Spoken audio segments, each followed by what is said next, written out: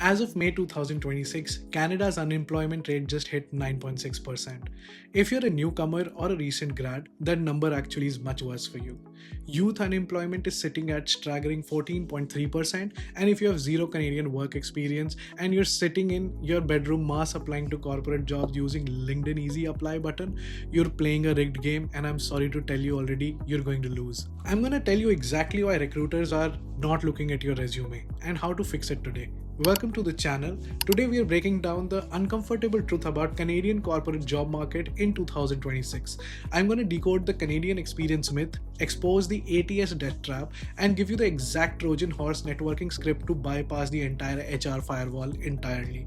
If you're tired of getting automated rejections email at 3 a.m., grab a pen and listen to everything very carefully that I'm about to tell you.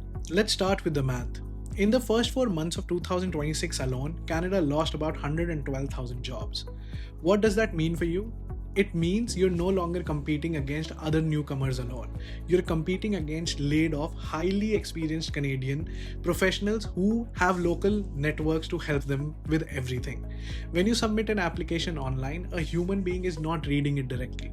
It goes through an Applicant Tracking System or ATS. If your resume has foreign address and international phone number or is formatted in the multi-page graphic-heavy style common in all across Europe and Asia, the AI will auto-reject you even before it gets to a recruiter. You must Canadianize your resume immediately. That means one page, no photo, no marital status, no date of birth. You need a local Canadian phone number, and your bullet points must focus on quantifiable achievements, not the job description.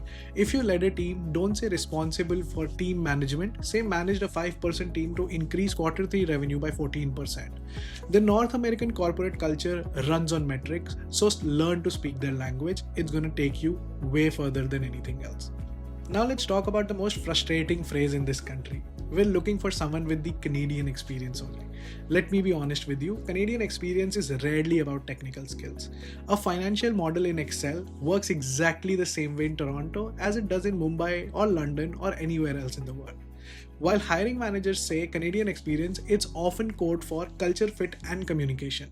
They want to know you understand Canadian corporate etiquette and can navigate local compliance laws, and that you won't struggle with soft skills required to work in a North American office. So the question is, how do you bypass this if nobody is willing to hire you? You manufacture it. You do not need a full-time corporate job to put a Canadian entity on your resume. You need to leverage fractional work, short-term contracts, or high-level strategic volunteering. I don't mean pouring soup at a shelter. I mean offering to do pro bono data analytics for a local Toronto nonprofit, or managing a 3-month digital marketing sprint at a Canadian startup on a contract basis. Once you have a Canadian organization on your resume, the stigma of you being brand new vanishes and you're officially in the system, even if you've worked in a cafe that takes you a long way. Now let's talk about networking. Because the front door is blocked by ATS, you have to use the side door. In 2026, applying online is just 5% of the game. Networking is the other 95%. Most of you are networking completely wrong. Do not send a message begging for a job. It makes you look desperate and it makes the recipient really uncomfortable. Instead, use the Trojan horse strategy. You're going to ask for an industry insight. Find a mid-level manager, not the CEO, not the HR, at a company you really want to work for, and send them this exact message. Hi, I recently moved to Canada. I'm pivoting my career into the industry, any industry that you're interested in. I love your recent post about any specific topic. I'm not looking to get a job from you, but I would love 10 minutes of your time to ask you specific questions about our particular industry and how it operates in Canada. Would you be open for a quick virtual coffee chat? You take the pressure off them. People love giving advice. They hate being asked for favors. On that call, you ask brilliant, highly researched questions related to their job, their day-to-day. And at the end, 90% of the time, they'll ask you for your resume and be very happy to pass it along to any HR. You just bypass the entire system, and this is the best way to get yourself inside the interview. Finally, you have to stop aiming at the wrong target. If you're trying to get a generic entry-level marketing or HR role right now, you're fighting a losing battle. Those markets are completely saturated. Look at where the Canadian government is pushing its resources.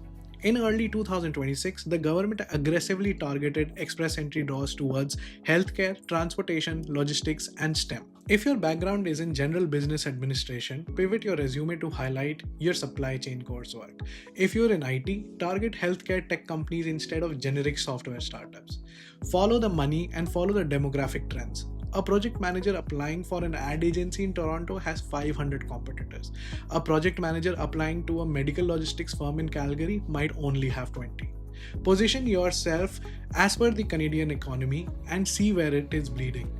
You become the bandage that they desperately need. You will be the first person they get you on for an interview call. I hope the above information helped you understand everything that it takes to get your first job without having Canadian experience. Subscribe to my channel because I'm trying to build the community for all young students and immigrants here in Canada. So follow this channel, like this video, show your support, and in the comment section, use it to network with people who are going through the same thing. My goal is to get people the referral they need, connect them with the right people using this platform so that all of us grow together and help each other out. Thank you so much for watching this video, and I really hope to see you all in the next one.